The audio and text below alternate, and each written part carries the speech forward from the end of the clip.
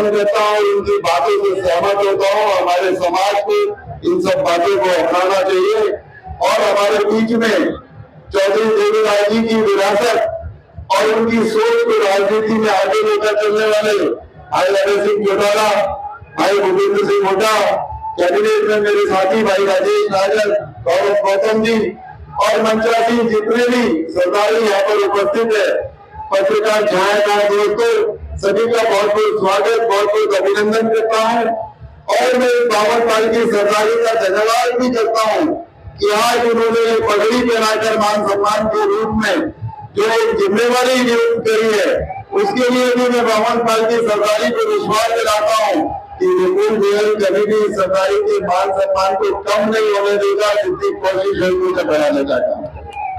और आज मैं यहाँ पर जो पृथ्वीराज चौहान जी जो इतिहास के नायक और जिन्होंने सनातन को बचाने के लिए अनेकों कुर्बानियां देने का काम किया, उनकी जो मूर्ति लगाई है उसके लिए भी आने वाली पीढ़ी उससे प्रेरणा लेगी, उसके बारे में जानेगी। इसके लिए भी 52 साल की सरदारी में बहुत बहुत धन्यवाद करता हूँ। और आज ये भाईचारे का जो संदेश देने का काम इतने बड़े रूप में किया है, क्योंकि मैं ऊपर से देख रहा था अभी आप लोग हेलीकॉप्टर से आए तो कितने दूर दूर में गाड़ियों का काफिला और लोगों का जनसमूह यहाँ पर उपस्थित है। इसके लिए भी मैं उनका धन्यवाद करता हूँ। और मुख्यमंत्री जी ने संदेश देकर यहाँ पर भेजा कि 52 साल की सरदारी, इसमें मैं किसी कारणवश नहीं आ पाया, मेरी तरफ से उन्हें नमस्ते करना और उन्हें शुभकामनाएं देना, तो मैं माननीय मुख्यमंत्री नायब सैनी जी की तरफ से भी आप सभी को 52 साल की सरदारी को और आए हुए लोगों को बहुत बहुत शुभकामनाएं देता हूँ। जय हिंद, जय भारत। और साथियों, ये जो कथाएं हैं, इससे न केवल हमारा अपने सामाजिक दायित्व निभाने के लिए जिम्मेवारियां लगाई जाती है, बल्कि मैं इसका जो मेन मकसद समझता हूं, इससे हमारा 36 जात का भाईचारा भी मजबूत होता है। ये बहुत अच्छा आयोजन है। जिस तरह से अलग अलग इलाकों के अंदर इस तरह की पंचायतों का आयोजन करके न केवल युवा पीढ़ी को अपने बड़े पुराने बुजुर्गों के आदर्शों के बारे में बता करके उन्हें आगे बढ़ाने का काम करते हैं, वहीं एक दूसरे के साथ आपसी मेल मिलाप और भाईचारा हो, इसके बारे में भी हम एक दूसरे के साथ बैठ करके चर्चा करते हैं। मैं 52 साल के इस सरदारी को इस बात के लिए बधाई देता हूं कि आज उन्होंने बड़ा आयोजन करके आपसी भाईचारे को कायम किया, वहीं सामाजिक बुराइयों को खत्म करने के लिए और समाज को कैसे आगे बढ़ाया जाए, उसके लिए जो आपके बीच में बातें रखी, उसके लिए उन सब साथियों का भी बहुत सम्मान करता हूं। मुझे आपने अपने बीच में बुलाया, इसके लिए मैं आपका बहुत बहुत आभार व्यक्त करता हूं और आप सबसे भी प्रार्थना करता हूं कि आपसी भाईचारे को मजबूत करना। वहीं बड़ी गहरी बात आपके बीच में लक्ष्मण जी ने कही थी कि एक वक्त ऐसा था जब आपकी बहुत बड़ी पहचान थी। उन्होंने इशारों में सारी बात आपको समझाई कि जब चौधरी चरण सिंह और चौधरी देवीलाल श्री के नेता आपकी अगुवाई करा करते थे, तो आपकी पहचान न केवल उत्तर प्रदेश, हरियाणा और पंजाब तक सीमित थी, बल्कि देश में आपकी एक बहुत बड़ी पहचान थी। उस पहचान को दोबारा से बढ़ाने के लिए हम सबको मिलकर के आगे बढ़ना होगा और हमें पहचानना होगा कि सही मायने में हमारा कौन दुश्मन है, कौन हमें कमजोर करने का काम करता है, कौन इस प्रदेश को, इस देश को जात पात धर्म और मजहब के नाम पे बांट करके कहीं ना कहीं फायदा उठाने का काम करता है। हमें राजनीतिक तौर पे भी ये जानना और समझना होगा कि हमारा अपना कौन है, हमारी अपनी लड़ाई कौन लड़ सकता है, हमें हमारा खोया हुआ मान सम्मान कौन दिलवा सकता है। जिस दिन ये बात समझ जाओगे उस दिन साथियों फिर से वही पहचान आपकी बढ़ जाएगी जो चौधरी देवीलाल और चौधरी चरण सिंह के समय में हुआ करती थी। साथियों, मन बहुत था कि बहुत सारी बातें आपके साथ करके जाऊं, लेकिन मुझे आगे भी कई कार्यक्रमों में जाना है, इसलिए आपके बीच में आपका ज्यादा समय न लेकर केवल इतना ही कहूंगा कि वक्त को समझो और आगे बढ़ो। आप सबने मेरी बात सुनी, आप सबका बहुत धन्यवाद। आदरणीय विपुल गोयल जी, चौधरी देवीलाल की प्रतिमूर्ति जिनमें झलकती है आदरणीय चौधरी अभय चौटाला जी, नागर साहब, मेरे प्रिय और छोटे भाई हरियाणा राज्य के मंत्री आदरणीय गौरव गौतम जी, बामनपाल के सभी सम्मानित मंच में उपस्थित सरदार, मेरे समक्ष बैठे हुए सभी सम्मानित बामनपाल और अन्य इलाकों से आए हुए सम्मानित सरदारी, समस्त कार्यकर्ता बंधु, परम सौभाग्य का दिन है। आज ऐतिहासिक गांव में एक ऐतिहासिक मूर्ति का अनावरण हुआ है। दिल्ली और आगरा के बीच में जिन्हें बामनपाल कहा जाता है, वो औरंगाबाद को बिरादरी का हर आदमी जानता है। आप लोगों ने ये महान कार्य किया है। महाराजा पृथ्वीराज चौहान हिंदुस्तान की सनातन धर्म की वो धुरी हैं जिन्होंने अपना बलिदान देकर ये साबित कर दिया था कि यदि भारतीय संस्कृति की रक्षा की है, सनातन धर्म की रक्षा की है, तो दिल्ली के 250 किलोमीटर चारों तरफ बचने वाले लोगों ने ही हमेशा की है।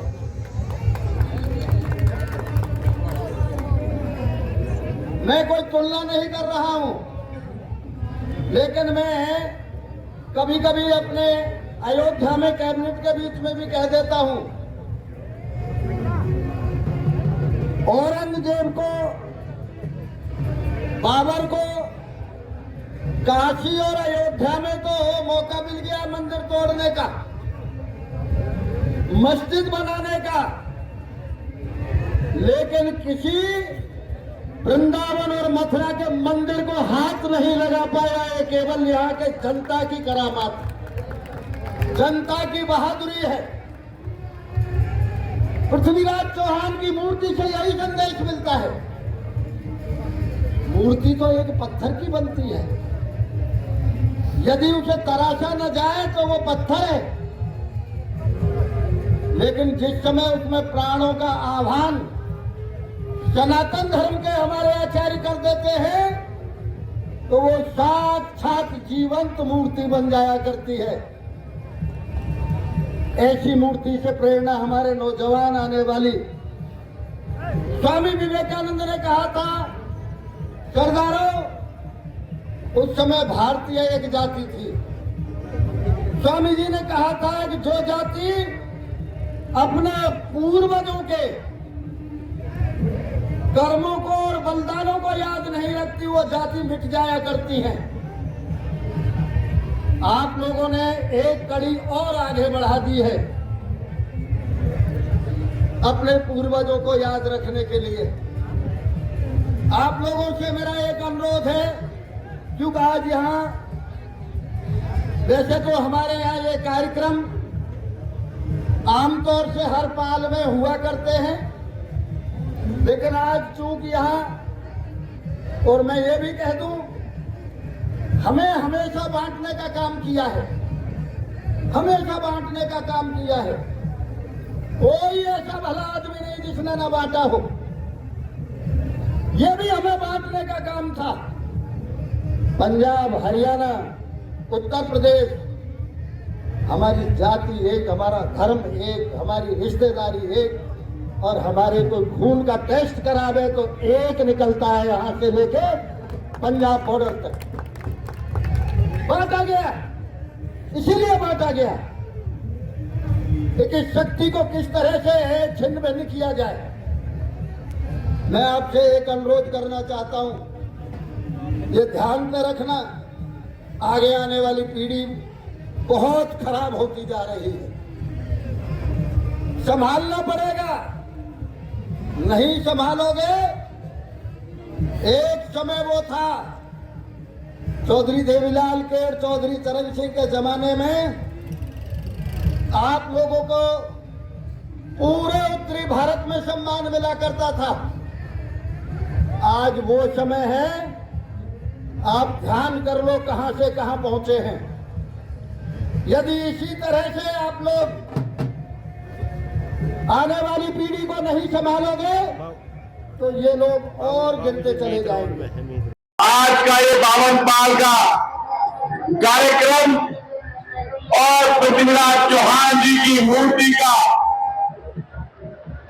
माल्यार्पण हो या उनका उद्घाटन हो, मैं ऐसा मानता हूं कि ये मूर्ति न सिर्फ एक मूर्ति के रूप में है, बल्कि ये आने वाली पीढ़ी को, युवाओं को प्रेरणा देती रहेगी। किस प्रकार से महाराजा पृथ्वीराज चौहान ने सनातन संस्कृति को, पूरे हिंदुत्व को एक सुई में पिरोकर रखा था। ये ऐसी प्रेरणा की मूर्ति बनेगी। मैं पूरी चौहान पाल को बधाई देता हूं। आप इस इलाके को और आसपास के इलाके को जैसे पृथ्वीराज चौहान जी ने पूरे सनातन संस्कृति को, पूरे हिंदुत्व को पिरोकर रखा था, उसी प्रकार से एक चौहान पाल ने पूरे इलाके को एक सुई में पिरोने का काम इस 52 पाल की कथा के द्वारा किया है। मैं पूरी सरकारी को प्रणाम करता हूं और सबका अभिनंदन करता हूं। आप इसी प्रकार से इलाके के बड़े गांव होने के नाते उनकी जिम्मेदारी है, जो बड़ा होता है उसकी जिम्मेदारी होती है कि वो सबको साथ लेकर चले। उसको आज चरितार्थ करते हुए आज चौहान पाल ने और इस औरंगाबाद की पूजनीय धरती है करके दिखा दिया है। आज माननीय मुख्यमंत्री जी को भी आना था। हमारी कैबिनेट खत्म होते ही हम सारे तीनों मंत्री एक साथ की चौहान पाल की पावन धरा पर इनकी पूजनीय सरदारी का आशीर्वाद देने के लिए जरूर आपके बीच पाएंगे। हमें आने का सौभाग्य प्राप्त हुआ है। हम सौभाग्यशाली है कि इतनी पूजनीय जनता जनार्दन का अपने इलाके की सरदारी का आशीर्वाद लेने का हमें मौका मिल रहा है। आप सबको इस सफल कार्यक्रम की ढेर सारी शुभकामनाएं बधाई देता हूँ और इस इलाके का प्रतिनिधि होने के नाते दूर दराज से आए हुए सभी राजनीतिक दल हो या सबके आए हुए सभी रिश्तेदार हो या श्रद्धांजलि हो, सबका हाथ जोड़कर अभिनंदन और स्वागत करता हूँ। आप इसी प्रकार से इलाके पर आशीर्वाद रखें। आपका बहुत बहुत धन्यवाद, बहुत बहुत आभार। बोलिए भारत माता की बहुत बहुत धन्यवाद। मैं सबसे पहले तो आपका धन्यवाद, आभार करना चाहूँगा कि आपने आज उस महापुरुष की मूर्ति का अनावरण किया है जिनका इतिहास स्वर्ण अक्षरों में लिखा हुआ है। और दूसरी मुबारकबाद मैं ये देना चाहूँगा कि आपने समाज को जोड़ने का काम किया है। आमतौर पे बहुत से लोग हैं जो समाज को तोड़ने का काम करते हैं, लेकिन आज 52 पाल की सरदारी ने समाज को जोड़ने का काम किया है। उसके लिए बहुत ही बधाई के पात्र है पूरा पाल जो 52 पाल है। और मैं धन्यवाद करना चाहूँगा माननीय महेंद्र चौहान जी का, जिन्होंने यहाँ एक अवसर प्रदान किया। और मैं एक और अनुरोध ये करना चाहूँगा कि ऐसे आयोजकों से मूर्ति लगाने का मतलब क्या होता है कि हमें उन महापुरुषों की याद आती रहे और हम उनसे सबक लेते रहें कि जैसे वो अपने देश को, अपने समाज को बचाने के लिए कुर्बानियां दी, लड़े, उसी तरह से हमें भी अपने समाज को, अपने बरादरी को, अपनी कौम को, अपने देश को बचाने के लिए हमें प्रयासरत रहना चाहिए और उनसे सबक सीखते हुए हमें भी उन चीज़ों में आगे बढ़ोतरी करनी चाहिए, उन चीज़ों उसी लाइन पर चलना चाहिए।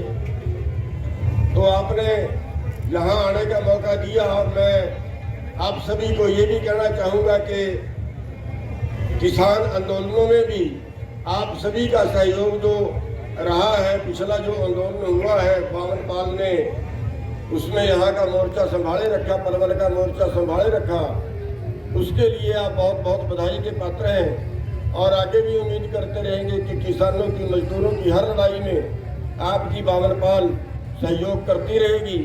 और हम ये भी वादा करते हैं कि जहाँ भी आपको हमारी जरूरत पड़े हम भी तन मन धन से हर तरह से आपका सहयोग करेंगे, बावन पाल का सहयोग करेंगे, पूरे समाज का साथ निभाएंगे।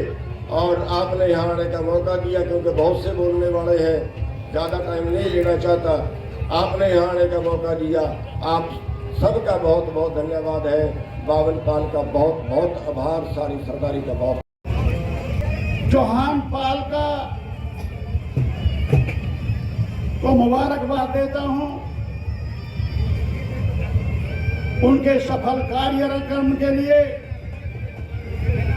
क्योंकि उन्होंने आज पूरी बस्ती ने जो बावन पाल का प्रोग्राम रखा है, और जब हम देखते हैं तो कई किलोमीटर के दायरे में पूरे बावन पालों की सरदारी को आपने आमंत्रित किया है और आपके बुलावे पर बावन पालों की सरदारी आपके यहाँ आई है।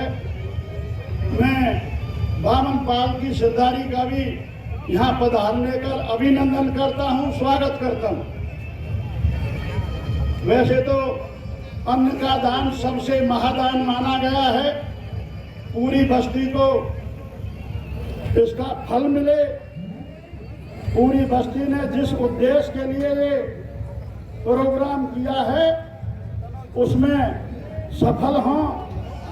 और आपका ज़्यादा समय नहीं लेते हुए, क्योंकि हमारे बहुत इलाके के सरदारान बैठे हैं, नेतागण बैठे हैं, और हमारे पलवल से मंत्री रहे भाई मैं भूलगढ़ भाई कत्याल साहब भी यहाँ बैठे हैं, उनका भी यहाँ स्वागत है। और मैं दोबारा से चौहान पाल का